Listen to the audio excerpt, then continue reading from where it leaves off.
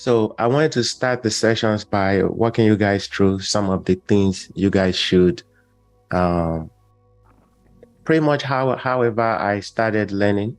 When I started learning AWS, one of the basic things that I learned that pretty much helped me out on the journey.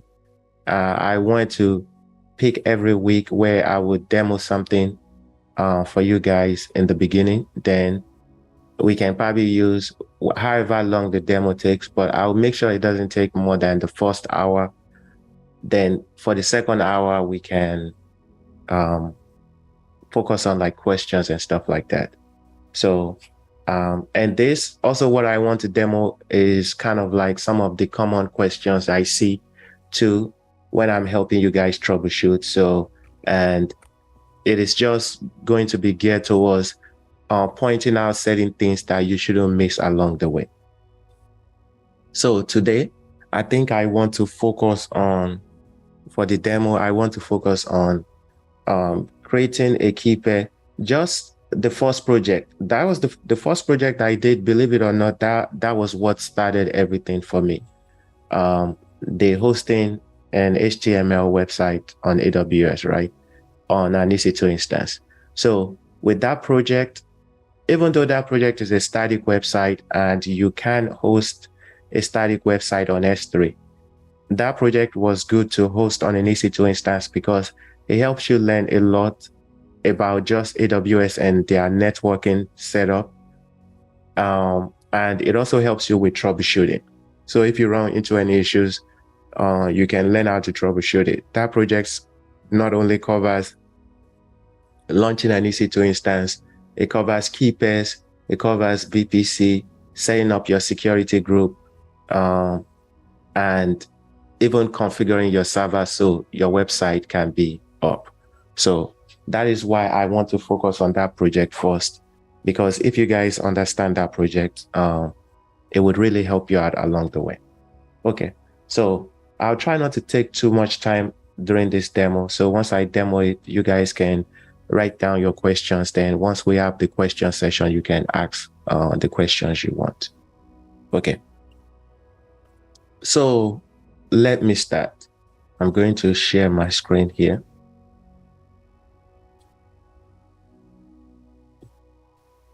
All right. So one thing I want you guys to understand is if they are asking you to host an application, right? And when we say application, we're saying a website. So you can use both interchangeably, right? If they ask you to host a website, or anything you guys do in AWS, I always want you guys to think of the problem you are trying to solve. So don't think of exactly what you have to do. Think of the problem you are trying to solve. So I have a website here that I'm going to demo. And at the end, I will give you guys like an assignment that you guys can also, once you finish the first project, you can deploy this app, another website on your own and see if you can use what you've learned today and in the project to deploy it. So I have this website here. I'm going to download it. Okay. So if I have a website and I am a web developer and I've given you the website and I said, oh, okay, at least this is the website for so application is done. The files, this is the file. So on the screen here, this is the file for the website. And I've given that file to you as a cloud engineer, right? And we discussed that the website is an HTML website. So we know an HTML website is just a regular static website. So if you guys don't understand what different application you need to deploy, what they need, don't worry about it, because always, whatever application you are trying to deploy, the documentation for that application will tell you exactly how to install that application. It will tell you what to install, the commands. Sometimes, even not sometimes, most times it would even tell you the commands to run to install them.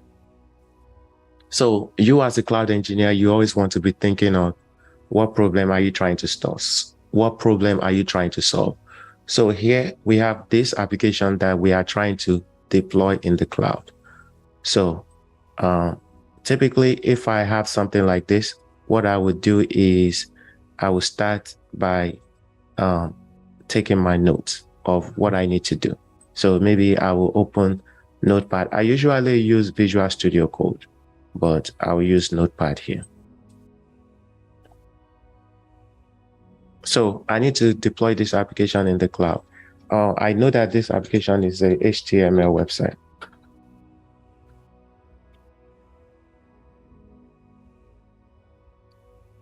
Right. It's a website. Right? Then, that's the first thing. I know this application is a HTML website. And one thing I want you guys to know is this is a folder, right? This is the same folder we are going to be working with. It doesn't matter. It doesn't matter what type of folder it is, right? So this is a folder. If I tell you how you guys have to break it down is, and we will just test with this folder. If I tell you there is a folder, I want you to take all the files. I gave you this zip folder, and I say I want you to take all the files in this zip folder and put it in another folder. Name that folder your name on your desktop. Can't you guys see the screen? Yeah, I can see it. Yes. Oh, okay. Okay.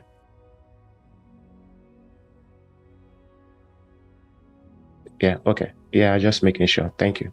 So, so if I give you this zip folder and I told you to put this zip folder in another folder, not put this zip folder, take all the content of this zip folder out of it and put it in another folder on your desktop. You guys know how to do that, right? On your own computer, you know how to do that. And I'm not talking about your EC2 instance. I'm just talking about your computer you are working on now. So what I'm asking is, if we have a desktop, right? This is my desktop here.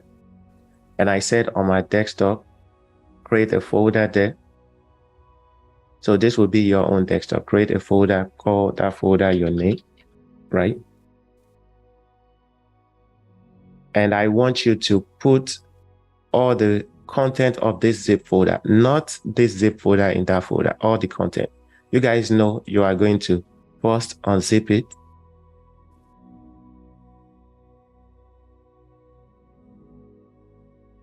All right. Sometimes when I unzip stuff, it just goes away. Okay, there you go. So once you unzip it, right? Anytime you zip a folder, you have a zip folder and you unzip it, it creates an unzipped version of it, right? But it doesn't delete the zip folder. It just creates the unzipped version of it. If you go into the unzipped version, you have all these files in here. So what I'm saying is, I want you to move all these folders and files into the folder you just created. So here, I'll just, if you were working on this on your computer, you can either copy or you can cut, whatever you want to do. I'll cut it and I'll come into my folder here and I'm going to paste it. And that's all you need to do, right? You guys understand that concept, very straightforward concept that you guys have probably done on your computer many times. The reason why I'm showing you this concept is this is exactly how one of the first things I learned when I was working with AWS. This is no different from when you are working with an EC2 instance. So if I give you this zip folder, right, which contains the application code, and you know you need to host the application on an EC2 instance, right?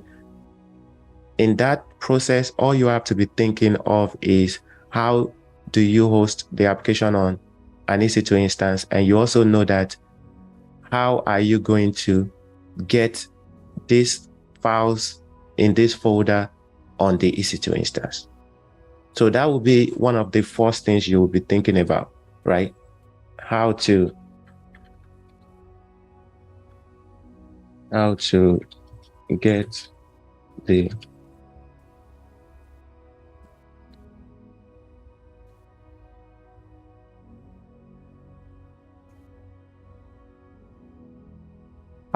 the application code on the EC2 instance. Because in order for your site to work, the application code has to be on the EC2 instance, right?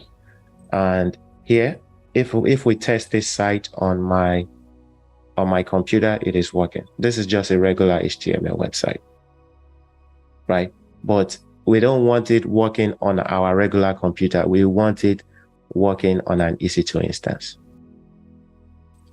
So that's the first thing you have to think of, right?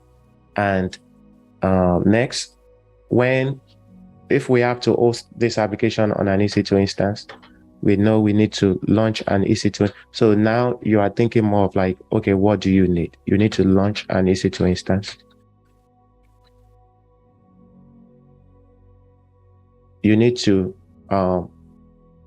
since this is an HTML website, you need to create security groups, right? For your EC2 instance. So create security.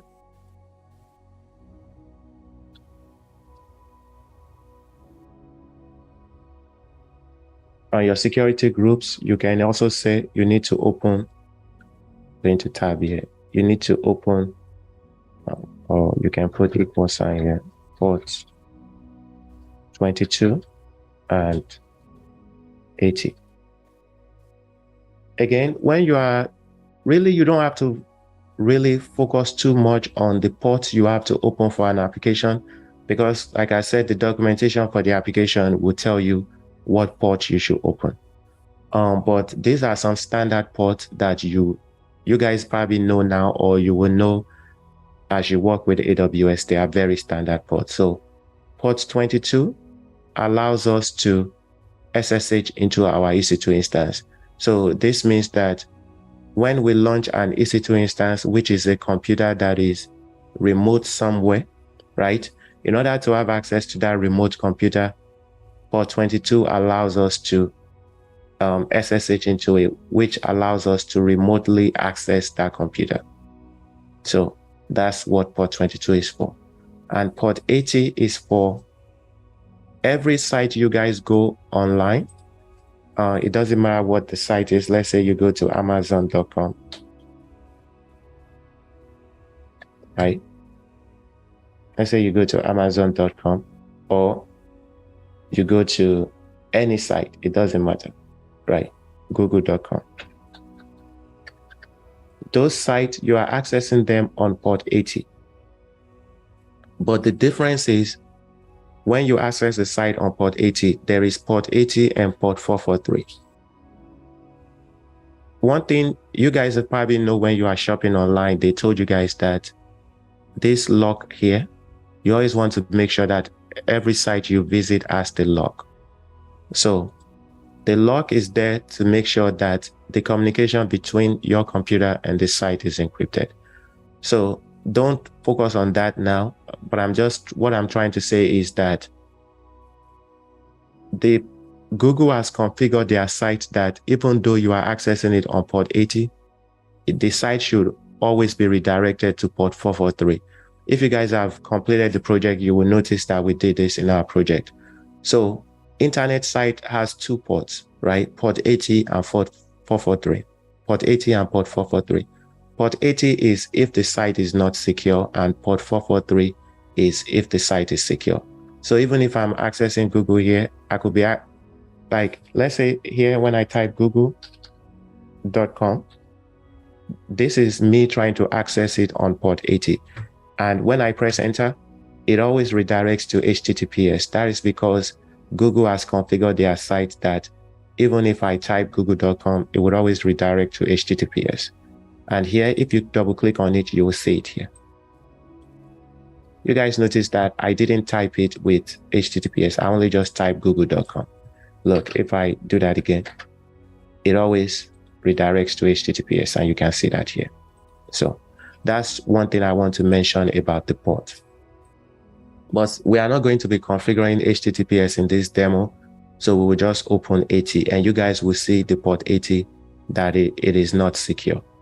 Okay, so another thing we need is a key pair.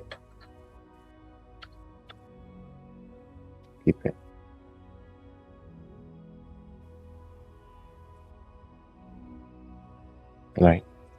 Then once we have our key pair, we also need to install the necessary software for our application to run.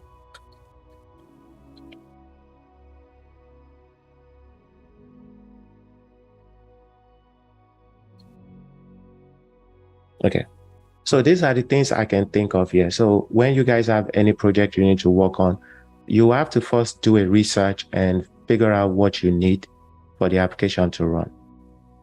Then once you have your notes, right, this is when you now start implementing. So here, now that I have my notes, I can now go into my AWS account.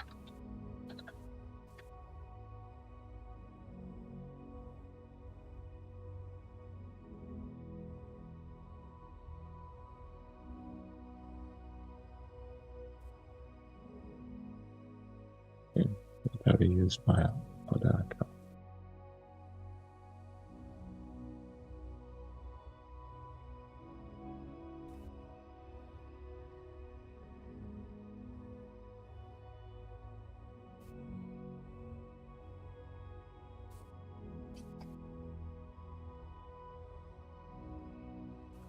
Okay, so now once you have your notes, you need to start implementing.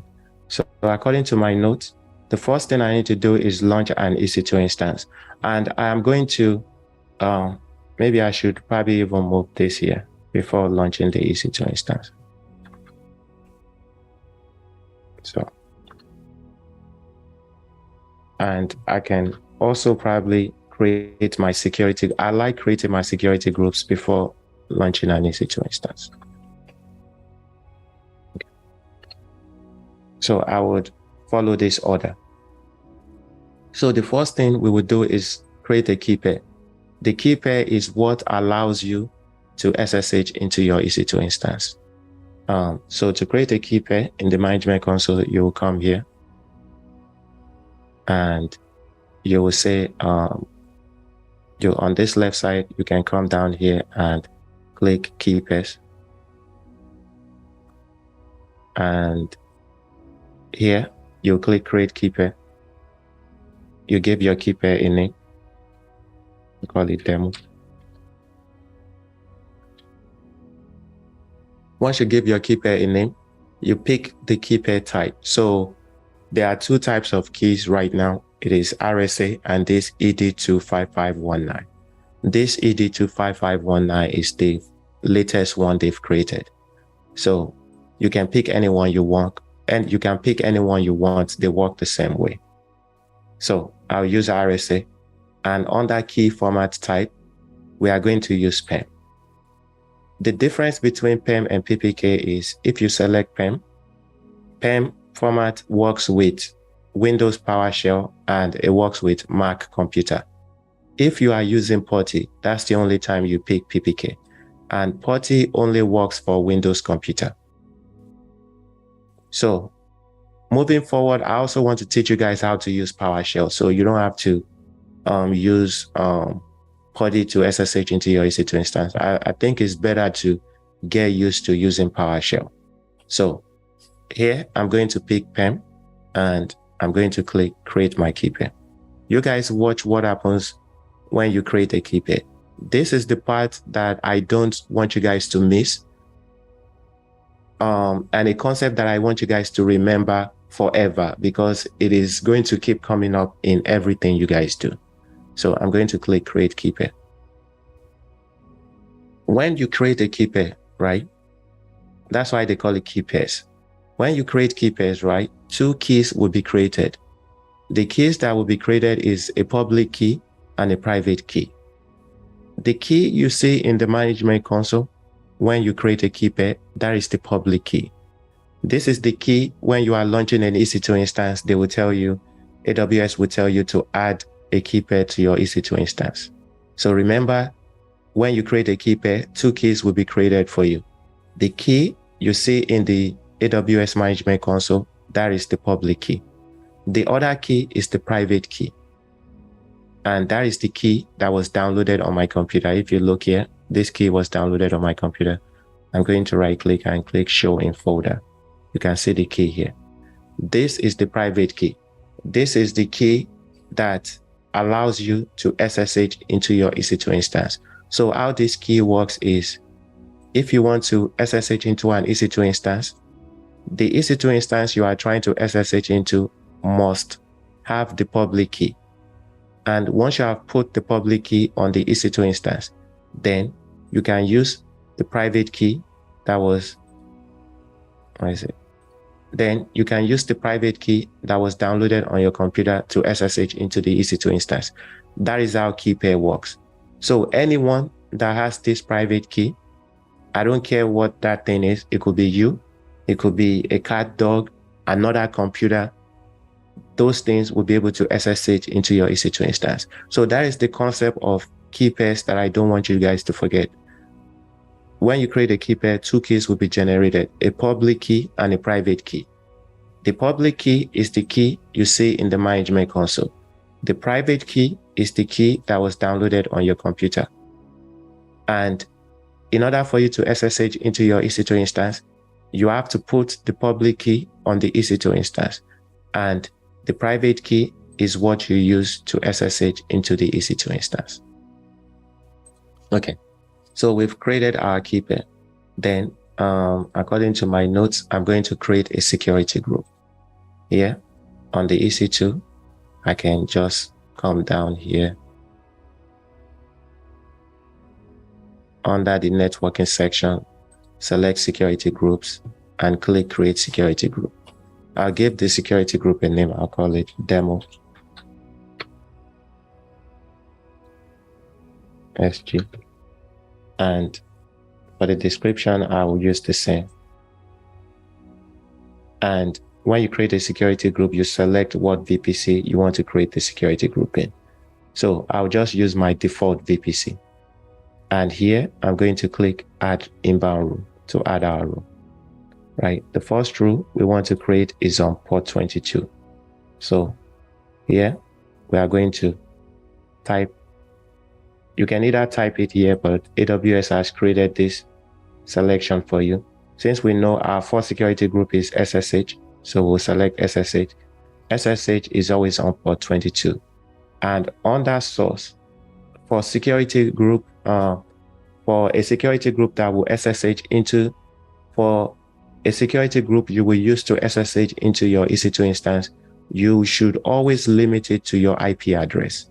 Meaning that in order for someone to SSH into your EC2 instance, they have to have your key pair and they have to be connected to your Wi-Fi to be able to SSH into your EC2 instance.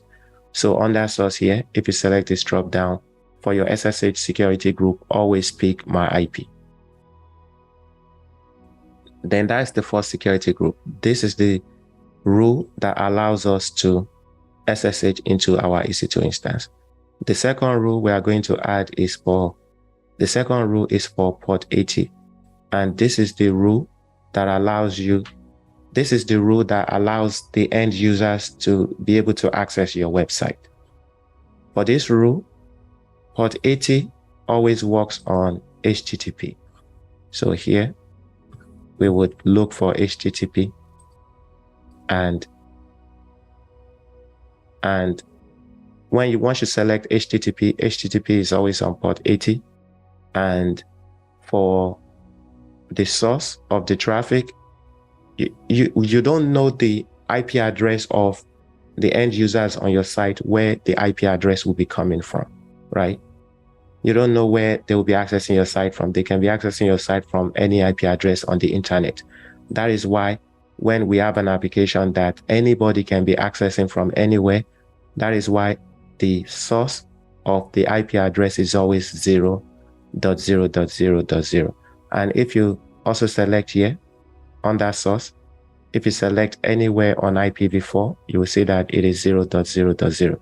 So this means this 0.0.0.0/0 just means the IP address can come from anywhere on the internet. That is the reason why you don't use this CIDR block for your SSH, because if you change this 0.0.0 and you add it to your SSH rule, right, you are saying that anybody from anywhere on the internet can SSH into your EC2 instance. So once you've created your two rules, we'll scroll down here. One thing I also want you guys to keep note of is security groups only allows you to allow rules. So here we can only open the ports to allow port 22, port 80. So security groups does not deny. By default, nothing is allowed. Then you have to open the ports to allow rule. So that's why we're allowing rule. And for the security group, any rule you allow in is automatically allowed out. That is why here on the outbound, we always leave it on all traffic. Then here we'll create our security group. Okay, so we've created our security group. Then next thing we can do is launch our EC2 instance. So here, I'm going to go to the EC2 dashboard, and here I'll select instances running. I'm going to click launch instances, and I'll give the instance a name. I'll call it demo EC2. Then you select your AMI.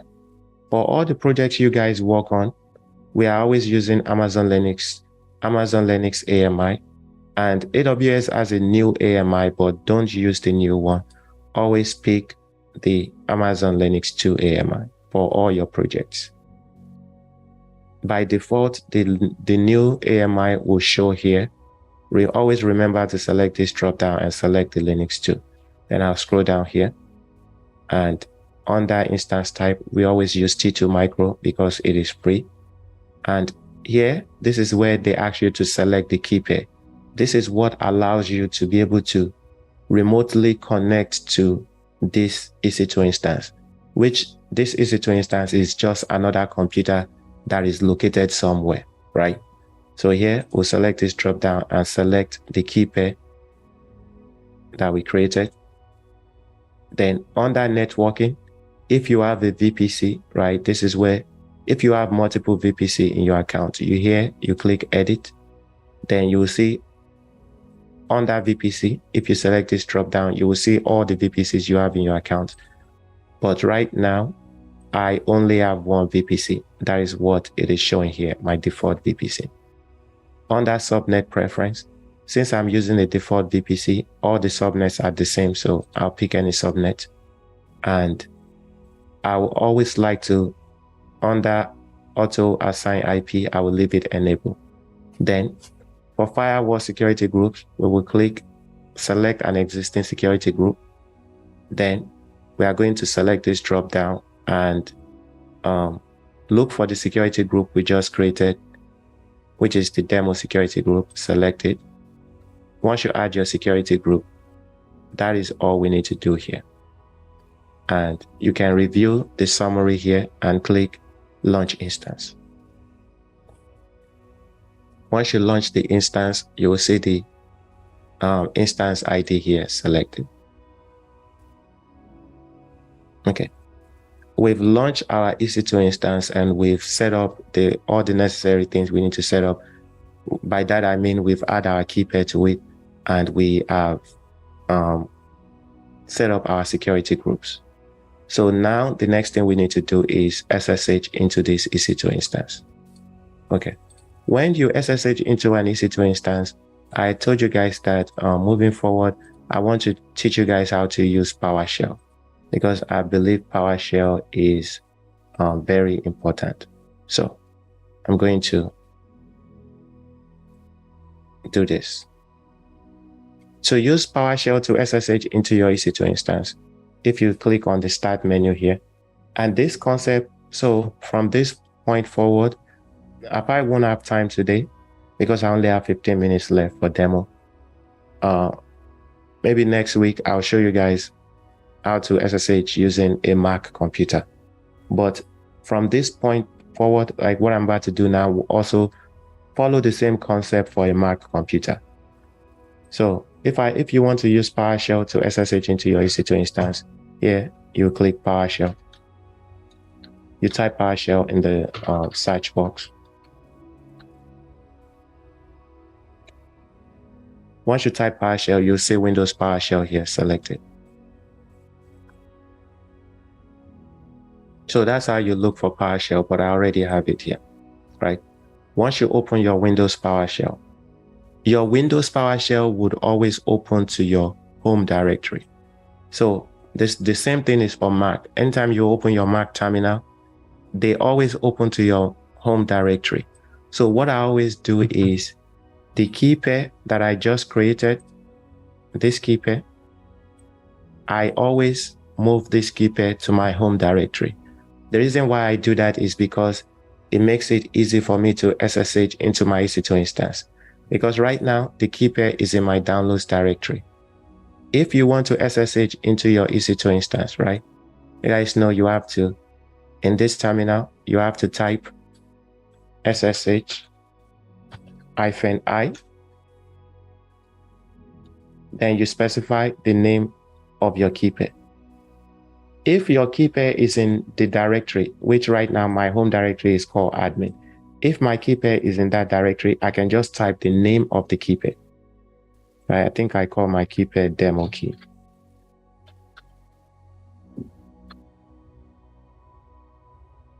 Let me check just to make sure. Yeah, demo key. .pem. You always have to put the extension. And right, that's the name of my key pair. And I'm going to type demo key. Then the next thing I'm going to type is the username of my EC2 instance, which is EC2-user. So the username of Amazon Linux 2 EC2 instance is always EC2-user . Then I need to copy the IP address of my EC2 instance. So in the console, I'm going to select my EC2 instance. I will always copy the public IPv4 address to SSH into it. So here, I'll paste it here. If I run this command, it is not going to work. I won't be able to SSH into my EC2 instance because right now, currently, I am in my home directory and my key pair demo key .pem is not in my home directory. It is in my downloads directory. So here, I'll just try it for you guys so you can see. If I press enter here, and I'll type yes, you can see if you guys get this error that always says something public key, right? That is because it cannot find my key pair. So there are two things you can do to solve this issue. You can either move your key pair into the home directory, or when you are running your command here, you have to specify the path to your key pair. So that is what I didn't do here. But for simplicity, when I create a key pair, since my terminal always open to the home directory, what I always do is I always just move my key pair to the home directory. And so whether you are using PowerShell or I'm going to drag this here.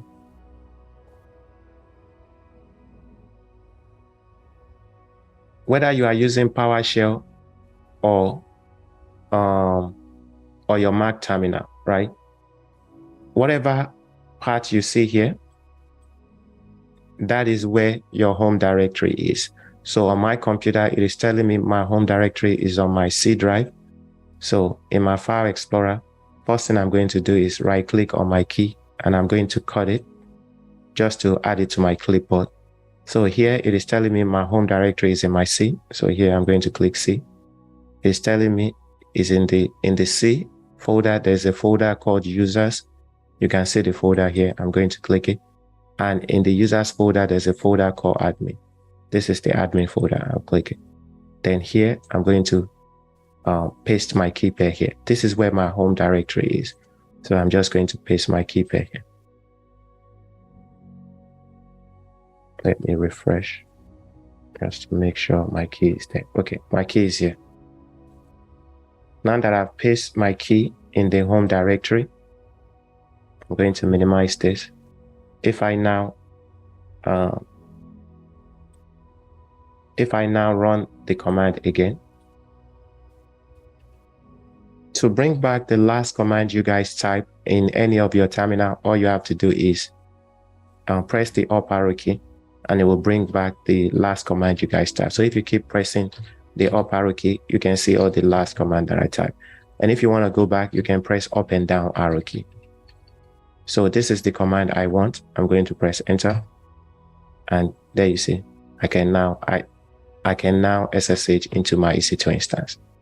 So that is another concept I don't want you guys to forget. When you are running your SSH command, your key pair has to be in the same directory that you are running the command from. And if it is not in the directory, you have to specify the path to that key when you type this -i and the name of your key pair. So if your key pair is not in the same directory, you have to specify the full path to that directory.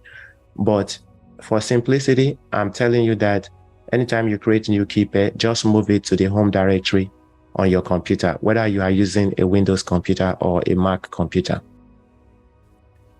So once you have SSH into your EC2 instance, the last thing we need to do is install our software on the EC2 instance. So to install our software on the EC2 instance, and since for time's sake, since I want to save the next hour for like questions. So in another session, we can talk about how to get the commands. So these are the commands that you guys are running in your project when you deploy the first project on an EC2 instance. So the same command works for what we are trying to do here. So what I'm going to do is I'm going to copy this command and I'm going to just put it in my notes to install software. So the first command is change into root, and the next command will update our EC2 instance, and the third command will install Apache on our EC2 instance. Apache is the server we are trying to use to host our website. So here we can copy these three commands. One thing about these commands is you can copy them all at once and paste it, it will work. But we need to modify these commands. So I'm just going to copy these three ones to change to root, update my EC2 instance, and install Apache.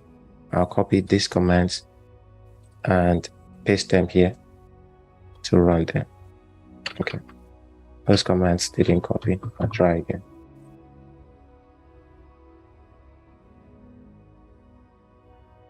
So I'm going to copy them, come here, paste them. To paste any command when you copy it here, all you have to do is right click on your mouse and it will paste the command. So right now it is running the command to install Apache, update my server, and change to root. Here I'm going to press enter.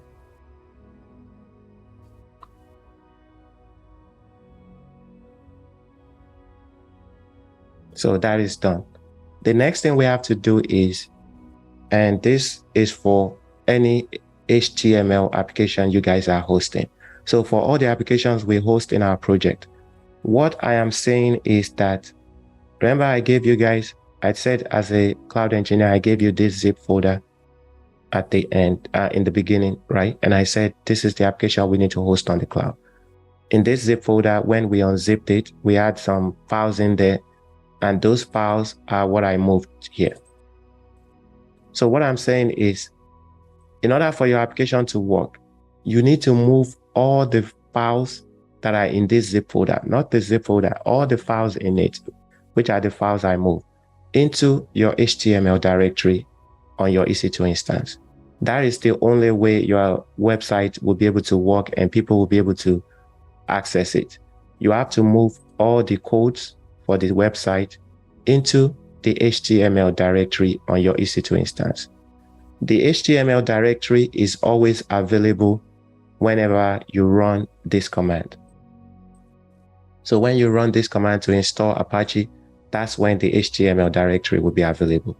So once your HTML directory is available, all you have to do is move all your web files in that directory and your website will be up. So the question you have to ask yourself now is, how do I move my web files, which right now is currently on my computer? How do I move it from my computer into the HTML directory? This is where you use things like S3 bucket.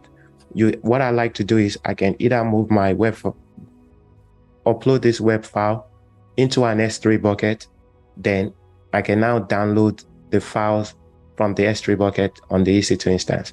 I can move this file into my GitHub account, which is what I would do. Then I can now download the file from my GitHub account.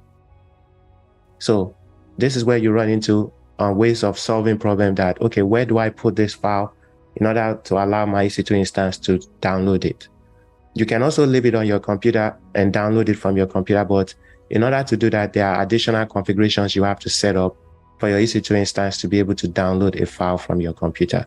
So for this part, I have uploaded it into my GitHub repository, which is this repository here, and I'm just going to download it from there. One thing I want you to note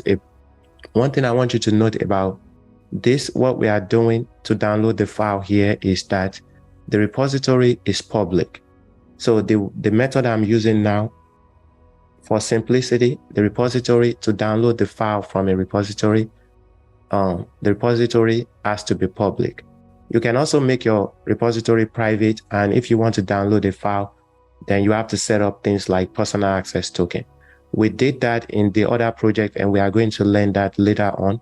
But for simplicity, if you just want to put a file in your GitHub account and be able to download it to your EC2 instance, upload it to your GitHub repository and make the repository public. So that's what I've done here. And so if we continue to go with our commands here, I have to change my directory into the HTML directory. So by HTML directory, this just means a folder. So it is saying on your EC2 instance, do you have a folder called var? In the var folder, there's another folder called www. And in the www folder, there's another folder called HTML. So when you guys are running this command, that is what I expect you to do. This is how you will learn it. So here, it is saying that if I cd means I want to change the folder I am in, which they call directory. If I say cd var, I press enter. Now you can tell I am in the var folder here. If I type ls, in that folder, anytime you list what is in your directory, if you see anything in blue, that means that is a folder, right? In that folder, it is saying there's a folder called www. You can see it here. So to change my directory into it, I'm going to type cd www, press enter. Now I am in the www folder, and in that folder, there's a folder called HTML. So here, if I type ls, you can see there's a folder in it called HTML. Then I will cd into it.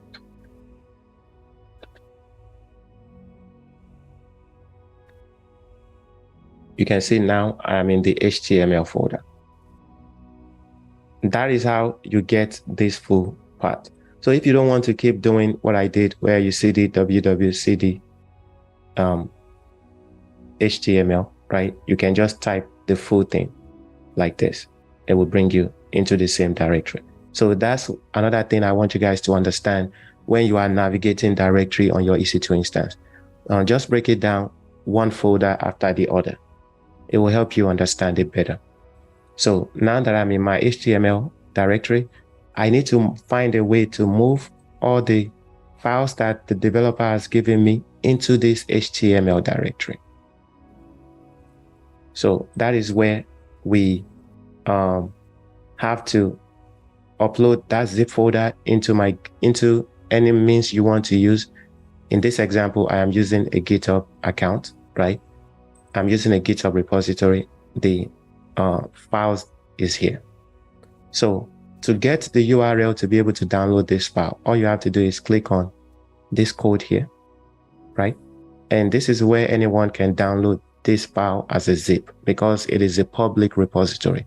So if you right click here, and all you have to do is copy link address. That is going to copy the download address of this repository. And I always tell you guys, everything you are doing in the cloud, you can relate it to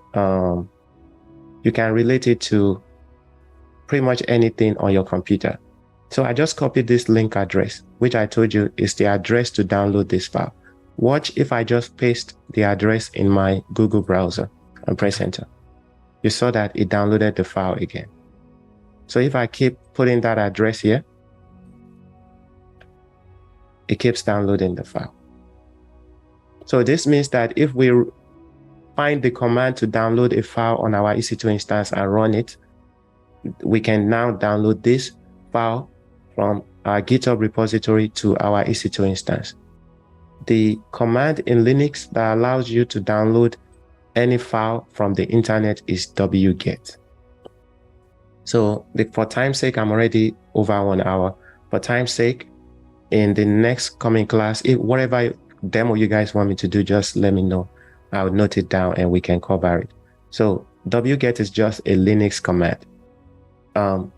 If you guys, for time's sake, I will explain it in the coming class. So now we know the concept is we want to download the file from our GitHub repository into the EC2 instance. If you don't know the command, this is what I always do all the time. I can just Linux command to download a file from the internet.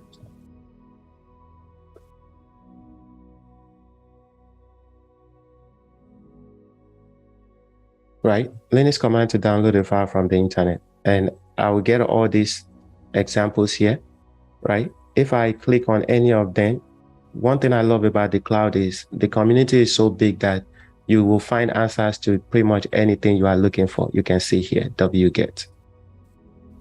It is telling you there are several ways you can do it, and it's giving you example right here. You can use rtorrent. Number 2, you can use wget. We are using wget, and here if you scroll down here, it is showing you example how to use it. So it's just wget and the URL of what you are trying to download. That is how we got this command, wget and the URL of what I'm trying to download. So I'm going to paste the URL here. This is the URL of my repository that I just pasted here. So now if I copy this command and open my terminal and paste it here, I'm going to copy it again. Right, I've pasted there. You can see I've pasted. I'll press enter. And you can see I have downloaded it, right? It downloaded very fast. If you see this 200 OK, it means it downloaded.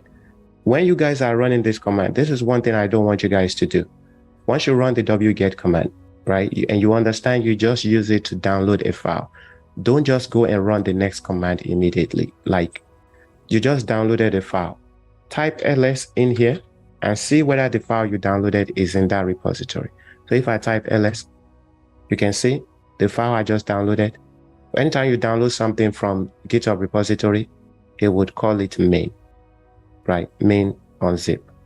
So here we have the file, which is the zip folder. Remember, I said that in order for your users to see your website, we cannot put the zip folder in our HTML directory. We need to put all the content of the zip folder in the HTML directory.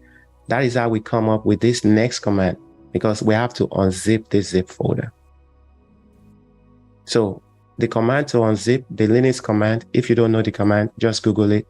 Linux command to unzip a file, right? It will tell you the command, and the command is unzip and the name of the file you are trying to unzip. The name of the file is main.zip. So that's why we have main unzip here, main .unzip. So I'll copy that command, paste it here. And sometimes when you copy something, when you want to paste it here, first you have to click in there. And once you get that flashing, then you can right click to paste it and press enter. So I have unzip it. Once you unzip your folder, don't run the next command. I want you guys to, you just unzip the folder, right? ls, type ls to see what you just did. You can see that I have a zip folder, I unzipped it, and now I have this. This was equivalent to when I showed you guys in the beginning when I unzipped the folder on my computer. So what I'm saying is, when you are working with any server, right, whether it's an EC2 instance, if you get lost in the EC2 instance, relate it back to your own computer. If I unzip a folder on my computer, what is going to happen? Because the same exact thing that's going to happen on your computer is what is happening in the EC2 instance. You can see I have a zip folder. When I unzipped it, it creates the unzip version. So now if I go into the unzip version, I'm going to cd into that folder, which is velocity main. And now you can see I have changed my directory into that velocity main. If I type ls, you can see all the content of the folder in there. Right? So that is how you change your directory into, I'm in this velocity main now. But if you want to go back, you can do cd ... That will take you back into the previous directory you were in. So now you can see I'm back in the HTML directory. So now what we need to do is we need to move all these files and folder that are in this velocity main into our HTML directory. That is the only way our website will work. So that is how we come up with this command. The command to copy the content of a file from a folder into another folder is cp. So here we are going to say cp -r -r. That means recursive. It means we want to pretty much move everything in this velocity folder into our HTML directory. So here we need to specify the name of the folder that what we are trying to move is in. So the name of the folder is velocity main. So here I'm going to type velocity main.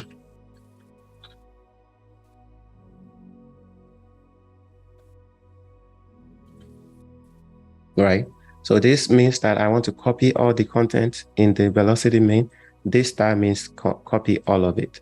So as you guys are researching your Linux command, how to move something, the main concept here is how to copy something, not how to come up with this exact command. Because once you try through trials and error, you will figure out the right command. But the main concept you want to know is, I'm trying to move all the files from this folder into my HTML directory. How do I do that? So we want to copy. So now this command means we want to copy all the files from the velocity main into our HTML directory. If I ls in my HTML directory now, you can see I only have these two 4 files in the zip folder and the one we unzip. So watch what happens when I run this next command. I'm going to copy it here. I'm going to paste it, press enter. Right, I've run the command. Once you run the command, don't go to the next command and run it. I want you to ls, see what you just did. See if it happens the way it's supposed to. So now when I type ls, you can see it has moved all the content. Well, copied all the content from the velocity main into my HTML directory. This is exactly what we need to do for our website to work. The only other thing we are doing here is, you can see when we copy the file into our HTML directory, we can do an additional cleanup because the zip folder we downloaded and the one we unzip, we don't need them here. You can leave it on the server, it's not going to hurt anything. But if you want to clean up, we can just remove these two folders.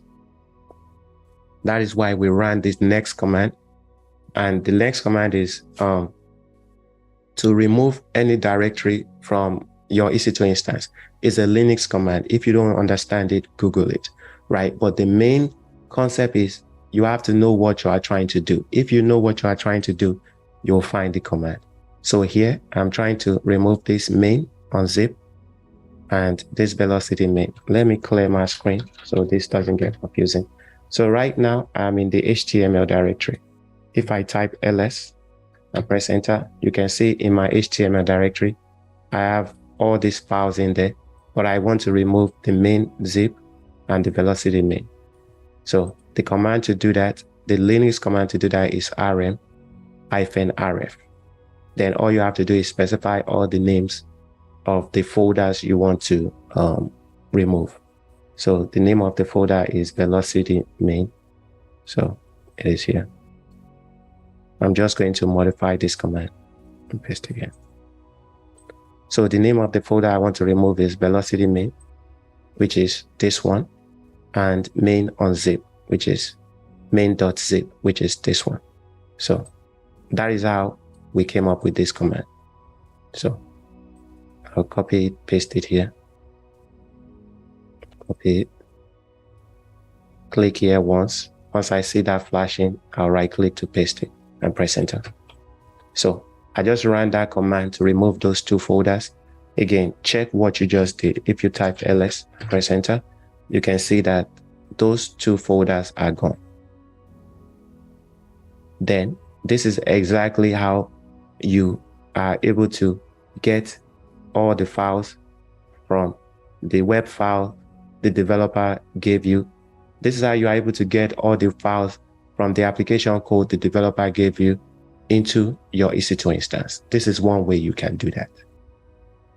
So you guys can see it is just the concept. If you understand the concept, how to do it is the easier part. But understanding what you are trying to do is how I want you guys to be thinking. The last two commands is just when we have our server and we've installed Apache service on it, right? Remember, we installed HTTPD here. For any service you install on your EC2 instance, for most of those services, you always have to start them. So this next command, the last command here starts the service for you. And this command here, make sure is used for any time. Let's say we stop our EC2 instance and we restart it, right? The command would make sure that the Apache service is always in the start state. So that is what this command does. For every service, you can always run it to make sure that when you stop your EC2 instance and start it, the service is always in the start state. So I'm just going to copy these commands and click here once, paste it here and press enter. And that's all you need to do to deploy your application. So now if I go to my console and I'm going to select my server, copy the IP address, and I'll paste it in the chat as well. And you guys will see that if you copy that IP and put it in your browser, you'll be able to access the site. So I'm going to paste it in the browser, delete this. I'm going to paste it here, press enter, and there you go. You can access the application. So what I'm saying is, if you can understand all the concept of what we just did, right, you can use that same concept throughout your AWS journey. You just take that same concept and you build on it. Sorry, I kind of went over. So next time I'll try to start on time. So that is what I want to demo for you guys. I will post the recording after class. So I already have all the, so what I'm doing with the recording is I'm editing them in a way that is easier for you guys to follow. Then I'll post it. So after class, I would post the recording for you guys. I'll be posting it on my YouTube. Then I'll just give you guys the link. I think I already posted the first, I posted number 2, the second session we did, and I have the first session ready. I'm going to have those 2 sessions posted by this week, and the one for today and the one for last week, you will have everything by the end of this week. So I'll post it and I'll send you guys the link. Okay, sorry I took a little bit longer. I would try to always limit the demo to the first hour. So you guys, I'll open the floor to if you guys have any question.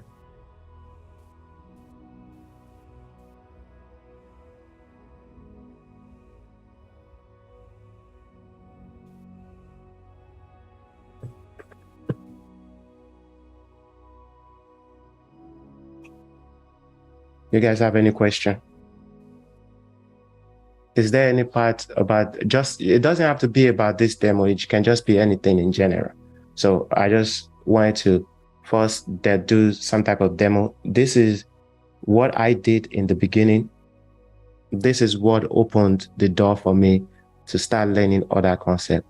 Like I said, don't think about AWS and the things you have to learn as a whole. Think of it as piece by piece things, and anything you learn in this project, you will always use it throughout your AWS journey. Whether it's one thing you will work with a lot is just working with a server, changing directories, moving files from one directory into another, deleting files. You'll be working with that a lot. So if you can understand the simple concept here of just how to navigate your way in your EC2 instance, or just thinking along the lines of solving a problem, it will make everything much easier. So feel free if you have any question. It was a nice demo. Oh, thank you.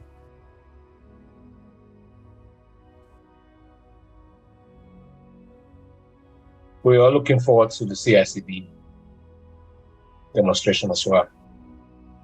Yeah. So that will be, I should be able to release that CI/CD project this week. I'm just editing the videos, and the videos is taking longer to edit. Okay, sir. Do you guys have a question? Someone said if no one has a question, I should run through it again. Yes, launching an EC2 instance costs money. Obviously, launching an EC2 instance costs money, but if you use the T2 micro instance type, that is the free tier 1. So, and we are using the Amazon Linux 2, is free, and the T2 instance type is also free. So those allows you to run the EC2 instance without it costing you too much money. Okay. So another thing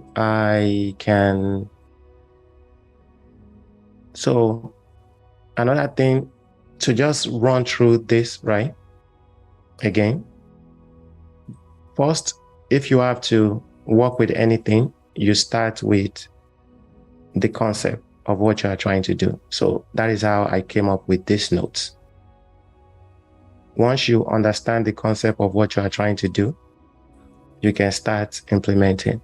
So in our EC2, we created a key pair. We created a security group.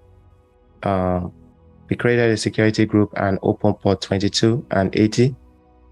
We launched an EC2 instance and we installed the software. The software we install on the EC2 instance is what allows our website to run, which is, these are the commands we run to install the software. So they are, I want you guys to always think along the lines of concept. Okay. If you guys don't have any questions for today, you guys seems to be quiet today. So I would do another question that someone has, which is, you guys always ask, how do you draw a reference architecture?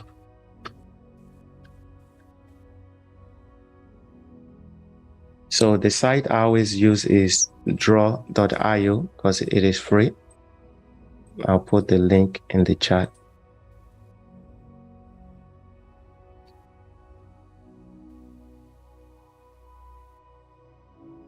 And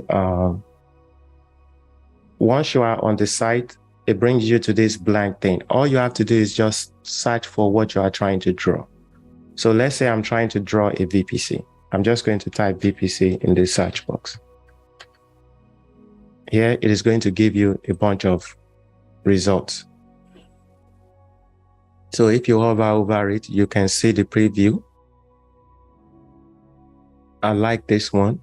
So I'm just going to click it. If you click it, it is going to drop the box on your screen. Then you can drag the corners however you want.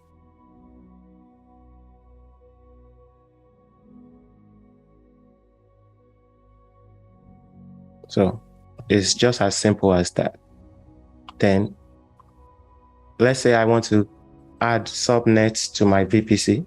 All I have to do is come in here and type subnet. So you guys feel free to interrupt me anytime you have any questions. So let's say I want to add subnets to it. I'm just going to type subnet here and press enter. So here you can see under the result, they have public, private subnet and public subnet. So let's say I want to add the public subnet. I'm just going to click it here. It's going to drop it on my screen.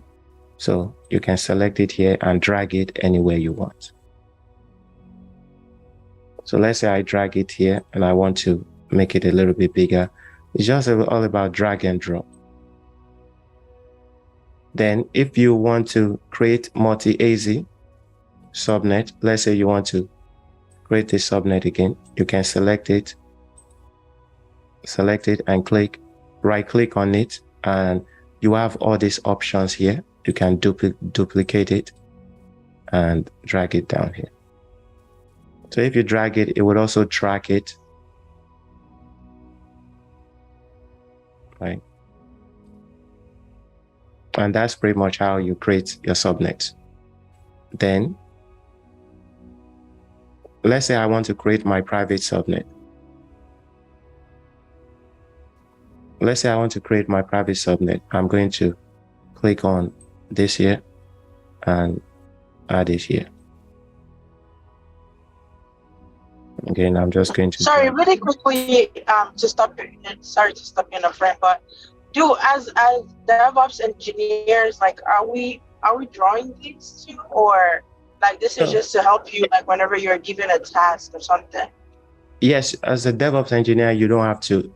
It depends on your company. Like if your company is like your team is small enough, sometimes when you are trying to like demonstrate something to someone, it's good to draw a diagram for them, because there will be times where you have to explain things to non-technical people.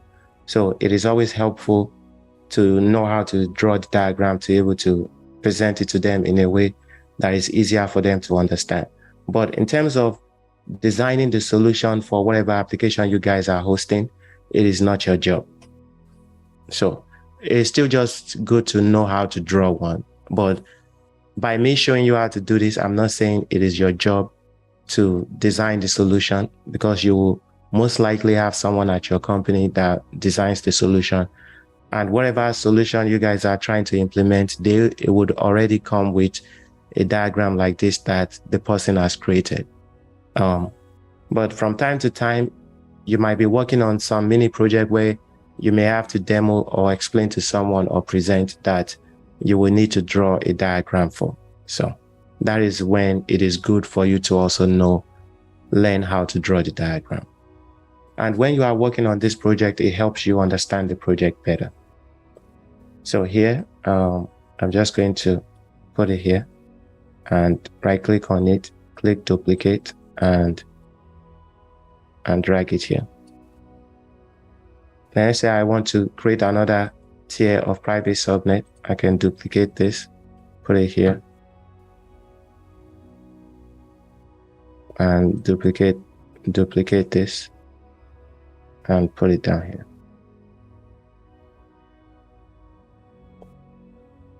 So I have my subnet. If you want an internet gateway, you can just type internet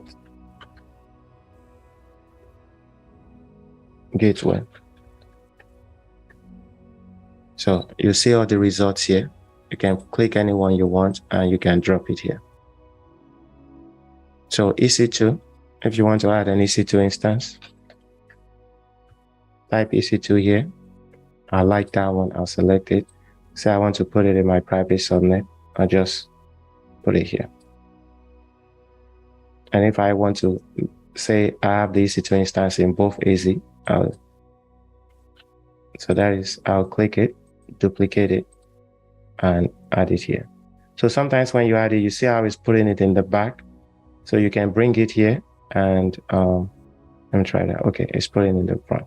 But sometimes when you do something, it will be in the back. So every option you need to manipulate something is always on it. So if you right click here, you can do send to back, or right click on it, bring to front, or bring forward and bring send back does the same thing.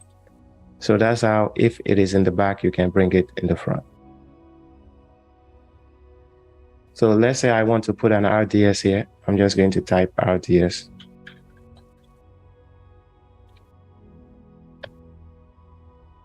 I like this one. I'll click it once. It will drop it there, and I'm just going to drag it and drop it here. So if you want to do like an illustration that the EC2 instance is connecting to the RDS instance, you can select the instance or whatever item you are trying to connect to the other one. And here, once you select it and you hover over it, you get this little blue thing. So I'm not clicking on it. I've only selected it once. And when I hover over it, you can see this blue thing. So if you click it, it brings out the arrow, and you can just pick the next thing you want to drop the arrow on.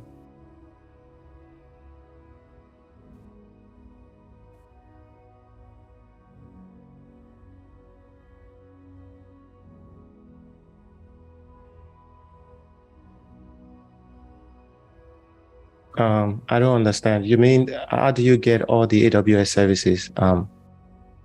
What do you mean by, you mean for them to draw the entire architecture for you, or just the different AWS services that exist in draw? Any AWS service you want, if you type the name here, most likely draw.io has them here. So if I type NAT Gateway, for example, it is there. So any service you want, most likely draw.io has it. So this is how you connect the arrow. So let's say you want to say this EC2 instance connects with the RDS. You can click it once. It will show you this blue thing. You can drag it there. Or if you click any of the four corners has the arrow. So you can drag it anywhere you want. So some other options that exist is you can also, for each of the arrows, anything you select here, there's more options here where you can manipulate it. So if you select the arrow, you can make the arrow size bigger, smaller, and you can make it change the line type. You can do all those options here.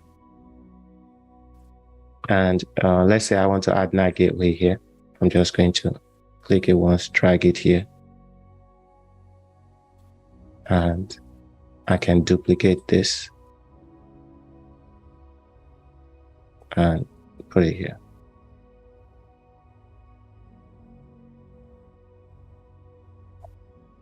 So the last one I'll do is application load balancer.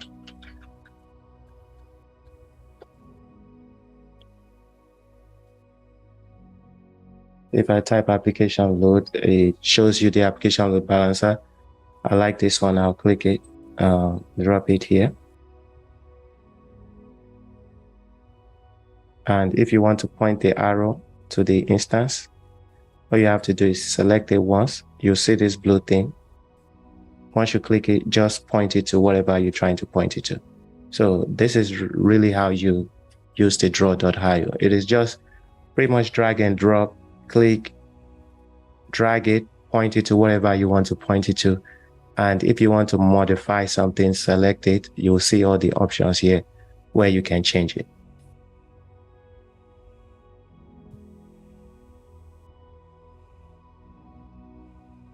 Do you guys have any question to build resources in?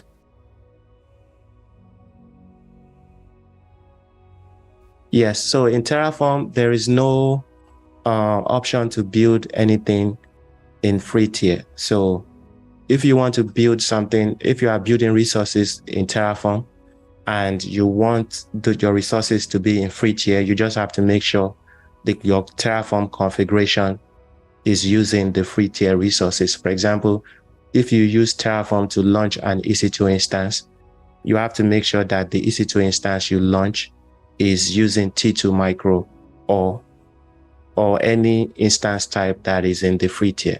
So let's say you use Terraform to launch a resource and you went and select M something for your instance type, then AWS will charge you for that resource. So whether your resource is free tier whether the resource you created with Terraform is free tier is based on the configuration you have put in your Terraform code.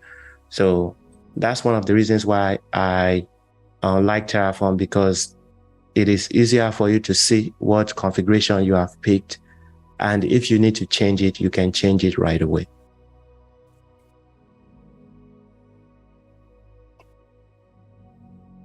Do you guys have any questions? Okay, so all right. Maybe I can also show you guys how to do the same thing on a Mac computer. So the same concept that I just showed you guys on a Windows computer, I'm not SSH into. Let me try to SSH into my EC2 instance on this Mac computer, and I'll show you guys that it is the same concept. Thank you.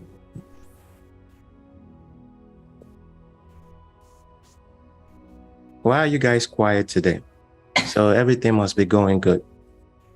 It was detailed, as in. Yeah. Where did Yeah. Just want to learn. Yeah. So enough. So the point of this session is for you guys to ask your questions. So don't be, there's no. Yeah, actually I had a question, but I'm driving. I don't know, maybe for me it's lagging somehow, but. Oh, okay.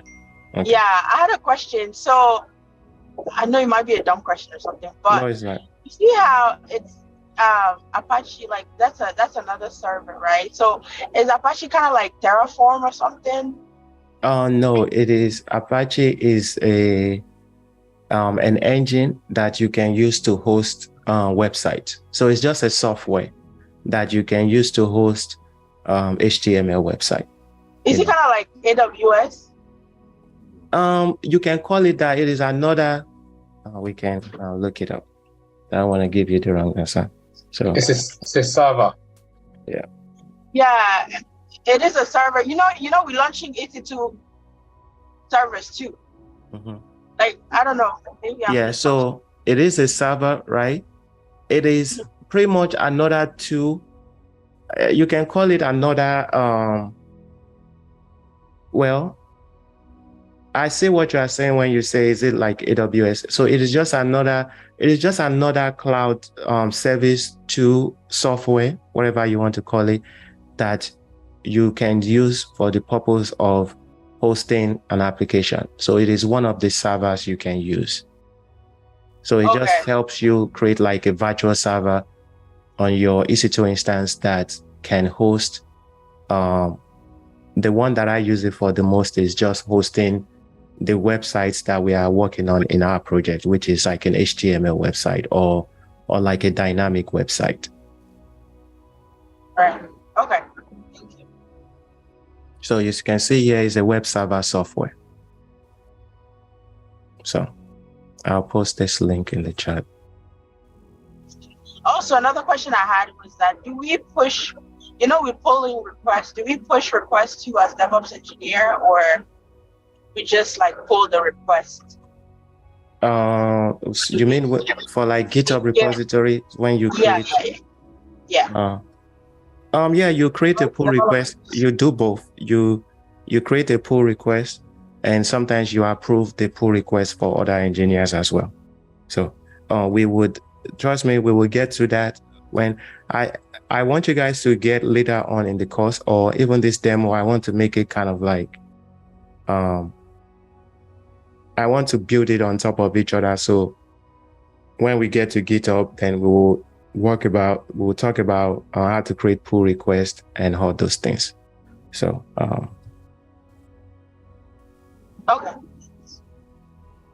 Okay. I'm just trying to log into my Mac computer. Just a second.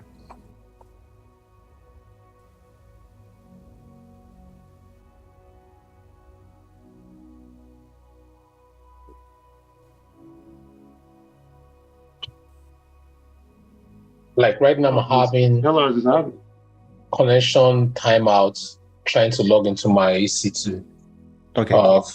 Yeah, I've tried the same procedure, but it's not working for me. Okay. Do you mind sharing your screen so we can use that as a? Oh, okay. Let me stop share. So anytime you guys are trying to log into your EC2 instance and you're having connection timeout, it is your security group. The first thing you should check is your SSH security group. Anytime you have connection timeout on your EC2 instance, check your SSH security group. So, you already terminated it? It looks like I already did, but I can set it up again. No, it's okay. Let's look at your security group. Okay. I don't even know. Are you seeing my screen right now? Yeah, I can see your screen. So go to select security. Oh, it looks like, okay. I'm using two screens, so I don't even know where. Yeah, like right now. I'm seeing the one in your AWS console. And right now I'm seeing your web files. What are you seeing right now? Your web files, like your folder, your Explorer thing. Okay, now I'm seeing your desktop. Let me switch it back. Okay. Yeah, I'm seeing your console now. Yeah. Okay. My security group, I created these right here. And the web server. Is that the one you used? Yeah, this is the one I just used right now. So do select edit inbound rule. And under my source, SSH source, select that drop down and select my IP. Let's see what happens. Okay. Your IP is the same. So try to launch another EC2 instance and try to SSH into it. Then I will help you troubleshoot it if you are still getting the same issue. Oh, okay. Okay. So I don't have to share my screen anymore, right? No, you don't have to. Okay, no problem. Stop sharing. Really stop sharing. Thank you, sir. Yeah, you're welcome. Okay. So the same concept that I explained to you guys, how to SSH into your EC2 instance from a Mac computer. So we can follow the same notes. Forget I'm on my Mac here. So let me close this. I'm going to open the new, right? So we said we need to create a key pair, right?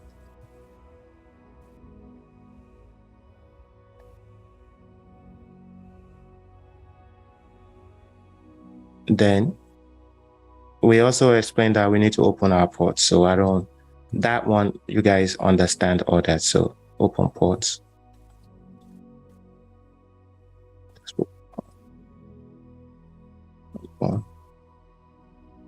Okay, ports equals 22 and 18. Then we can launch our EC2 instance. So these are the main thing: open port, launch instance.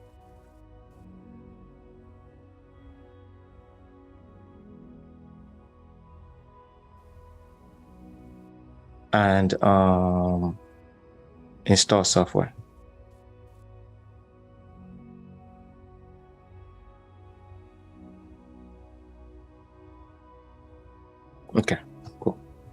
So these are the steps we need to follow.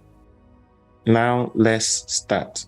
In your management console, right? This is on my Mac terminal. My Mac computer. So I'm just going to click EC2. And I'm going to, in the EC2 dashboard, I'll scroll down here. Sometimes I always scroll past it. Where's my key pair? Right here. So here under network and security, select key pairs. Create a key pair. Give your key pair a name. I'm going to call it demo2, demo Mac. Then for key pair, we are going to use RSA. It doesn't matter which one you use here. I said this ED25519 is the newer version of like the key pair, but RSA still works. So we'll select RSA. For Mac computer, you must always select PEM. So don't select PPK. PPK is only for PuTTY, and PuTTY only works on Windows computer. So for Mac computer, select PEM. Then click Create Key Pair. You see, when you create a key pair, remember what I said, anytime you create a key pair, 2 keys are generated for you. Always remember that. That's why they call it key pairs. Anytime you create key pair, 2 keys are generated for you, a public key and a private key. The key you see in the management console, that is the public key. And the key that was downloaded on your computer here, that is the private key. So when you are trying to SSH into something, or when you are trying to use, the point of key pair is instead of using password as authentication method, we are using encryption keys as an authentication method. So how you use key pair to authenticate is the public key, that is the one you can share with everyone. This public key is the one we add to the EC2 instance. So let's say we have 50 EC2 instances, we can add this public key you see here on all 50 EC2 instances. Then this private key, the reason why it is called private is because it is a private key. It is a key that only you should have. And anybody that has this private key can use this key to SSH into all the EC2 instances that we have added the public key to. So that's how key pair works. The name you guys are saying, one thing I also want to mention is the key here, the print of this key. So by print, you see, I hate when I do that on my Mac computer where you are trying to move to the left and it will just move to another page. So you see here where it has fingerprint, the print of this key, the public key, is different from the print of this private key. The name are just there to help you match them together. So when you add this public key to your EC2 instance, when you want to SSH into that EC2 instance, the name helps you select the right private key from your computer that you will use to SSH into your EC2 instance. So that's one thing you guys should never forget, because it is the same concept we used when we SSH. It is the same concept we use when we authenticate with our GitHub repository to clone a private repository. It is the same thing. What you are trying to authenticate to has to have the public key, and you that you are trying to authenticate, you have to have the private key. So now that we've created our key pair, we will also create our security group according to our notes. So here, I'm going to go to security groups and click create security groups. Security groups, well, yeah, we need it. So here I'm going to call it demo Mac SG. I'll use the same name as the description. Then we'll select the VPC we want to create the security group in. So I only have, here, I'm going to remove that. I only have my default VPC in this account, so I'll use it. Then here under inbound rules, we'll click add rule. The first rule we want to add is for SSH. This is the rule that allows us to be able to SSH into our EC2 instance. By SSH, I mean, you guys already know that your EC2 instance is a remote server. And this rule we are about to add will allow us to connect to our remote server. So here, we'll select this drop down, scroll down, and select SSH. Then once you select SSH, SSH is always on port 22. On that source, you should always limit your SSH source to your IP address. So here, I'm going to select my IP address. Then we also want our end user to be able to access the website we are about to host. That is why we open port 80. Every website on the internet works on port 80. So here, we are going to select this drop down. Port 80 is HTTP. So here, I'm going to look for HTTP. It is here. I'm going to select it. You can see HTTP is port 80. Then for the source, since we don't know what IP address users on the internet that are trying to access our website will be using to access it, I don't know a list IP address. So there's no way to configure everybody's IP address here. So what we have to do is just allow all the IP address from the internet. That is why we put 0.0.0.0/0. Then, once we've added the two security groups, we scroll down and click Create Security Group. So we've created our security groups and we've created our key pair. The next thing we are going to do is launch our EC2 instance. So we'll do EC2, run instances running. Then we are going to click launch instance. Then I even have two EC2 instances running in this account. I didn't even know. Okay. Yeah, I'm going to do demo.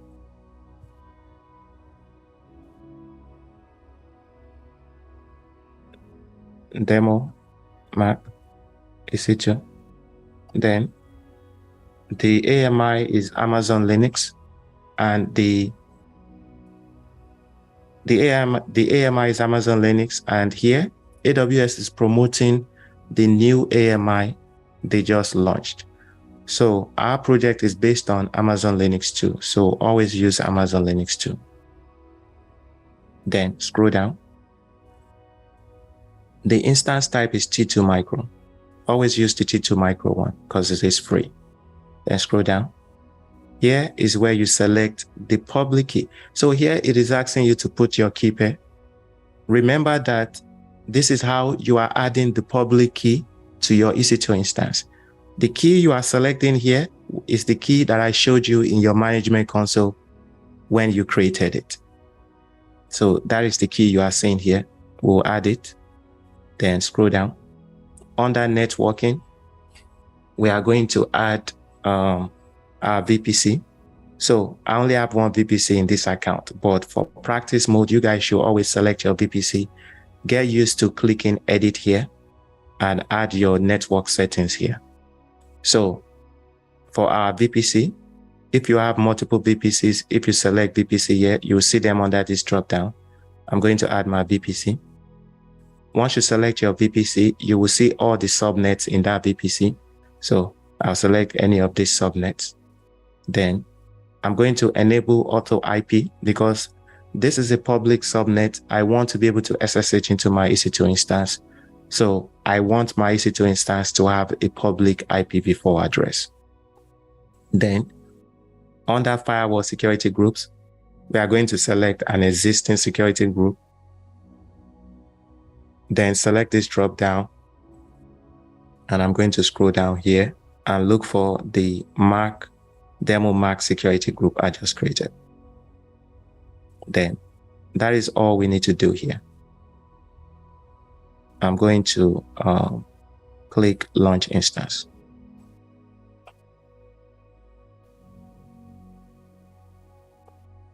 Now that I've launched my instance, I can go to that instance by clicking the ID here.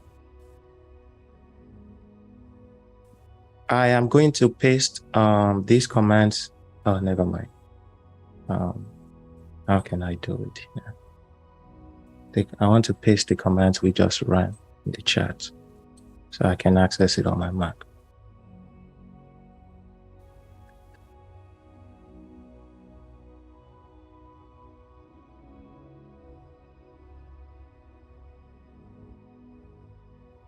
Okay.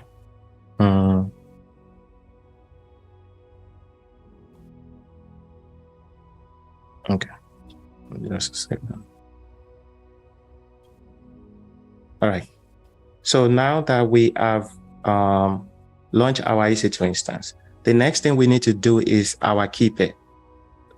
Now that we have launched our EC2 instance, we need to SSH into our EC2 instance. So you can open the terminal on your computer. I am using items. So let me open it again. I'm using item. Then remember what I said, that your terminal always opens to your home directory. The same thing that I was showing you on Windows works for Mac as well.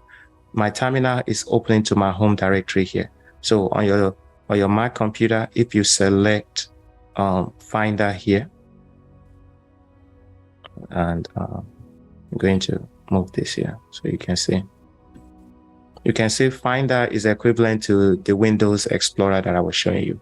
These are all the directories in your thing. My Mac is opening to this home directory. Anyone you see on your Mac computer that has this house, it is the home directory. And if you don't see it, I believe how you can get it is you click on this Apple thing, this Apple logo here. And let me see. I want to.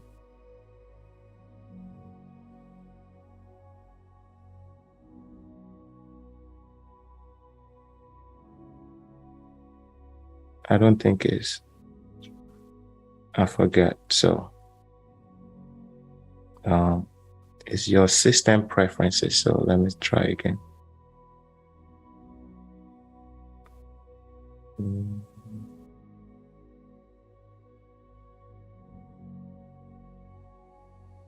So I will find that and I would let you guys know. But normally your Mac opens to the home directory, but if you sometimes you won't see the home directory here. And what I'm trying to find is so again, for all these things, sometimes when I don't know it, I just always Google it.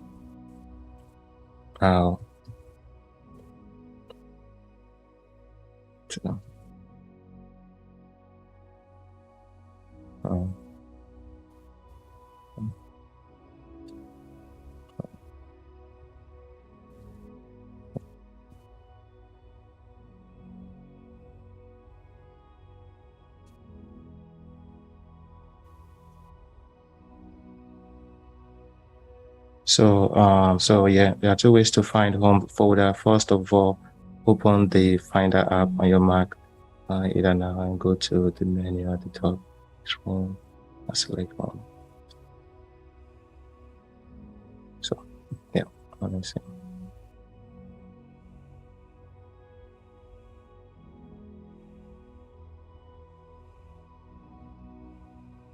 So let me try that again. So I've already enabled mice here, but I know the first time you do it, you won't see it. There's something here you select to enable it. If I can find it.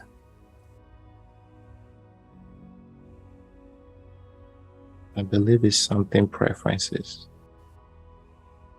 Anyway, if you can find it, I will find it and I will leave it in the note, but it is on the video I did. But here, if you come to go, you can also say go to home and it will always bring you to your home directory.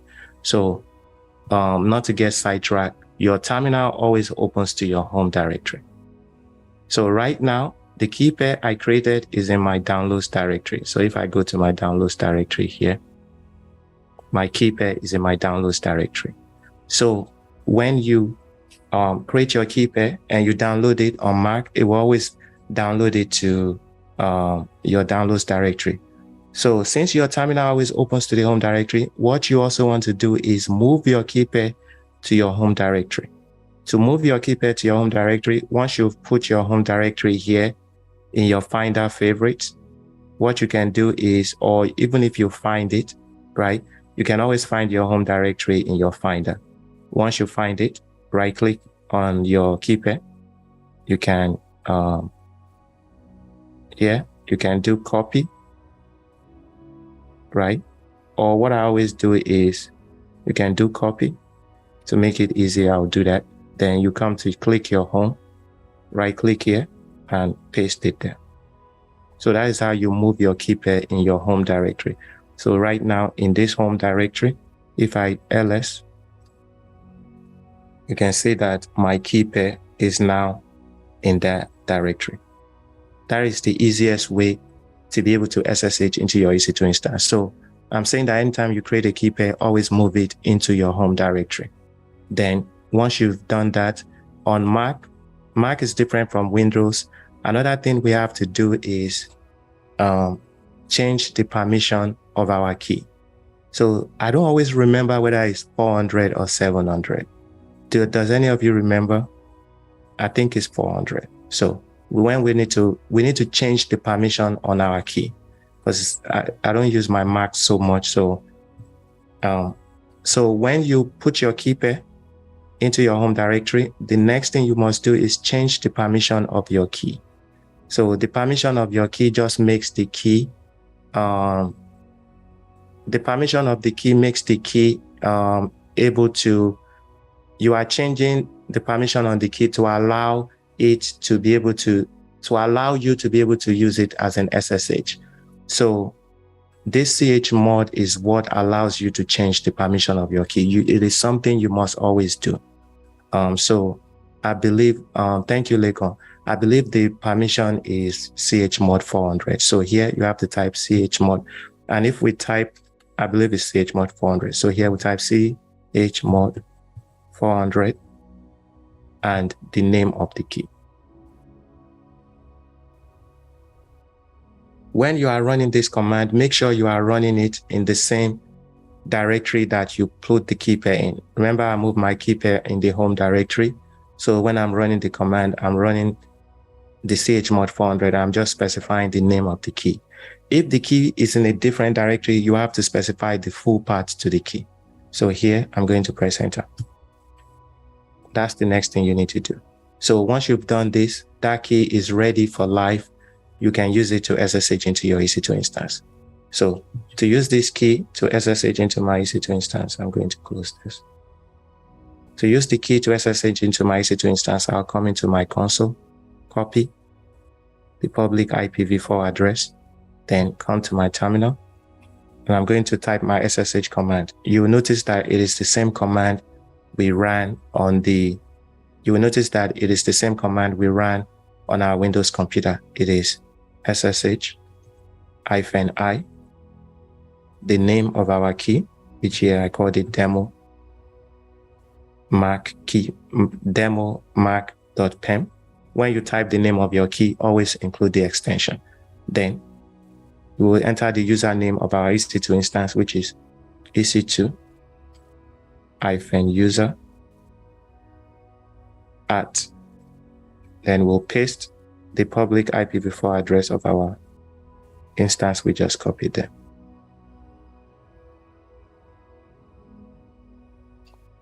So that's the full command, SSH-I, the name of your key pair and the extension, EC2-user @ the IP address of your EC2 instance. Then press enter. The first time you try to SSH, it will ask you this question, type yes and press enter. And there you go. You are in your EC2 instance on a Mac computer. So you guys can see the concept is the same. The only additional thing we had to do on Mac is run the chmod 400 command to change the permission of the key. Other than that, we use the same exact command here that we used in PowerShell. We use the same exact command on the Mac computer. And we also moved our key into the home directory because for whether you are opening PowerShell or Windows, it always opens to the home directory.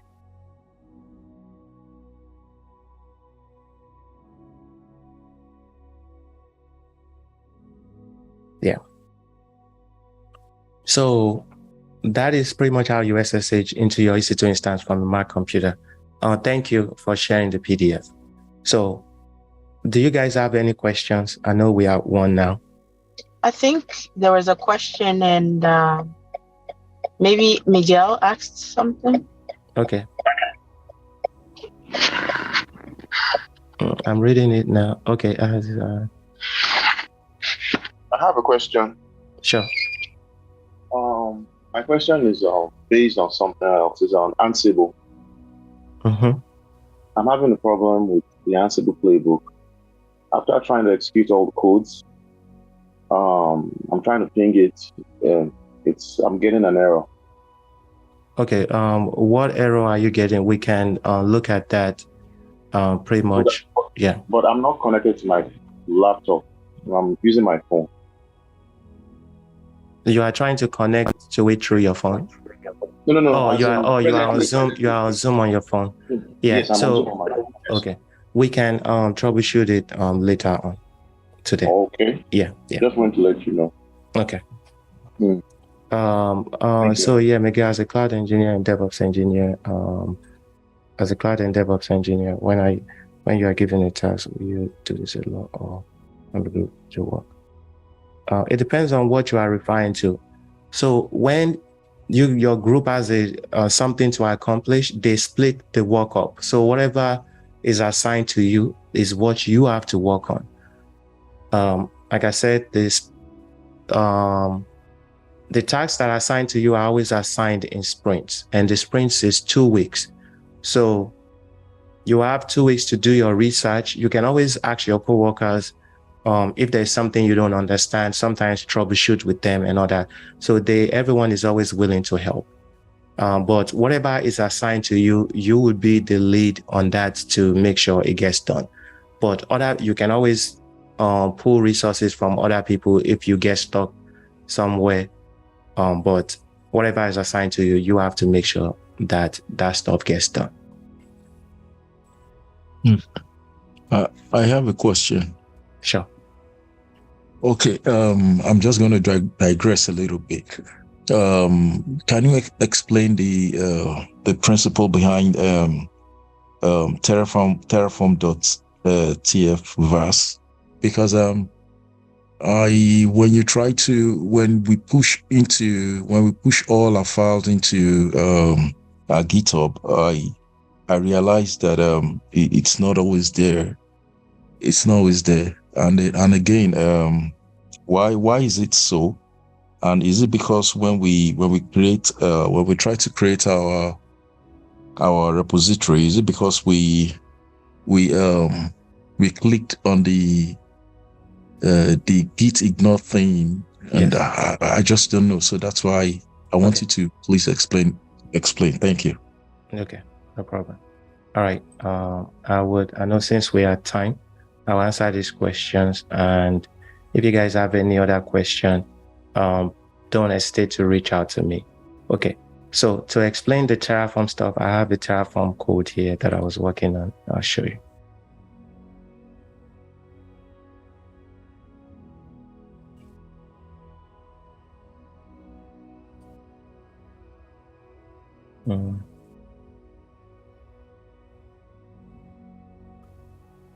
Well, this is not a good example because that's the CI/CD one. Let me open.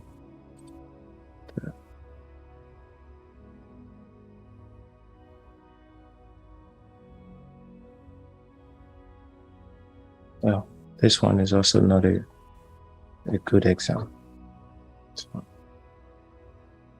Text to something Terraform. Okay, this one is a good one.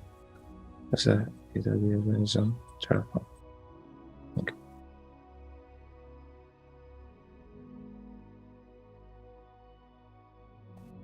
Open folder. Next one. Okay.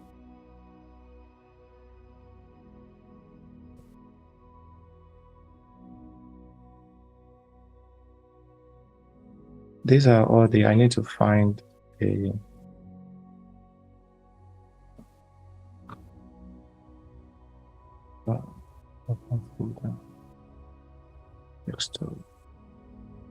And to find the real Terraform project that I did that has all those files in it so I can explain.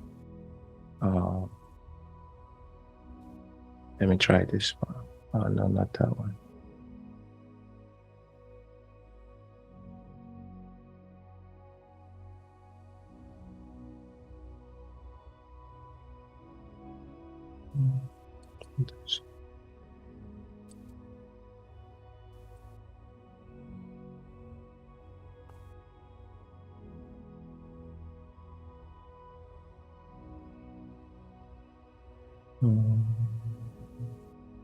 Sorry, I'm trying to find a project that has the a good reference so that way I can take your explain time. to you. Take your time. I think this one would do. Okay. Yeah. Okay, this is a good one. All right. So anytime you run Terraform init, right? Terraform doesn't, the Terraform package, think of all the different cloud providers, because Terraform just doesn't work with AWS. Terraform works with Google, Azure, other cloud services. So what Terraform does is Terraform does not come with the package for all the different cloud providers that there is, because just one package for one cloud provider is a lot of files. So Terraform does not come with any of the packages for the cloud provider. That is why when we are working on our Terraform project, we have to specify the provider we want to download the package for in our providers.tf file. So here we said we want to download the package for the AWS provider. When you put this configuration in your Terraform project, right? That is when you run Terraform init. I'm just going to leave that. When you put this configuration in your Terraform project, that is when you run Terraform init, it downloads this .terraform thing, this .terraform folder. And in this .terraform folder, it would have the modules we download, pretty much all the configurations that has to do with your project.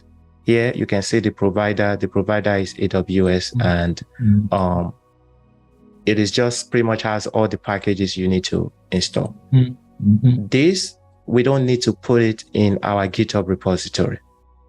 If you try to put it in there, you run into an error.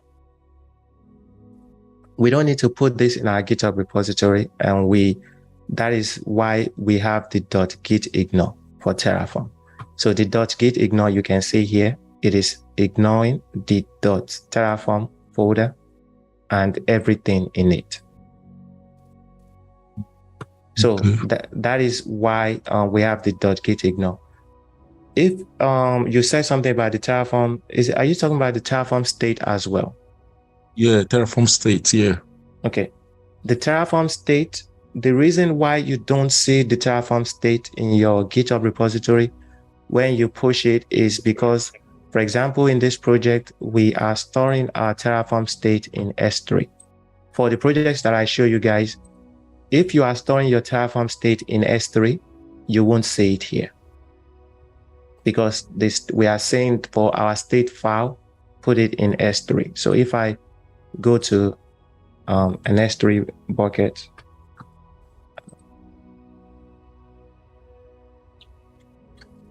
S3. So I have an S3 bucket in my account that I use to store my Terraform state. So let me find Terraform state bucket. So you can now see the terraform.tf state is stored here instead of in my project here. Well, no, this is the wrong one. In my local project directory. So that's how the Terraform state works. So if you specify S3, it would put that state file in S3 instead of putting it here. Okay. Sorry, quick one. One thing is the rent zone project, because I worked on it and I was almost done. So all of a sudden my laptop just the cooling fan just went off. So I had to quickly go get a new one. and then I had to transfer most of the things on the old computer to the new one. But I couldn't. I moved some of the projects. I moved them into my GitHub account, but I needed to complete the project now. So how do I get everything back into my, how do I pull them back from the Git? Is it possible to pull them from the my Git repository into the new computer Terraform so that I could finish up the project because I just got stuck. Yes. So on your new computer, you have to follow the process of creating your key pair, right? Remember the key pair we used to authenticate to GitHub. So create your key pair, add the public key of your key pair into your GitHub repository. So you have to update the public key. That is what will allow you to clone your repository. Then all you have to do is clone your repository on your new computer and you can continue working. Okay. So what I mean is you have to create a key pair. Remember when we create a key pair and the key pair is in your C users, whatever your home directory is, your key pair is in the SSH folder, these key pairs, right? Remember we create this key pair, then this public key, we added it into our GitHub repository, not repository, your GitHub account. So in your GitHub account here, you come to settings. That's okay. And you come here under SSH and GPG keys. So whatever your old key is, the key pair that was on your last computer, so you can delete it. And the new key pair you just created on your new computer, add it here. Then you'll be able to clone your repository on your new computer and you can continue your work. Okay. Yeah. Okay, thank you. No problem. So we are over today. I'm not sure message me whenever you are free about the Ansible thing. I'll help you troubleshoot that. And if you guys have any questions, I will respond to you guys in the Slack channel. We are over for today. I don't like to keep you guys over. Thank you, and I will see you guys next week. And if there's something you guys want me to demo next week or anything, please send it to me on Slack in advance so that way I can demo it for you guys. Thank you. Thank you. Bye. Thank you, Aziz. Thanks, everyone. Bye. No Thank you very much. Bye. Good job, Aziz. Thank you. Bye. Bye, everyone. Bye. Bye. Bye, everyone. Bye, Aziz. Bye.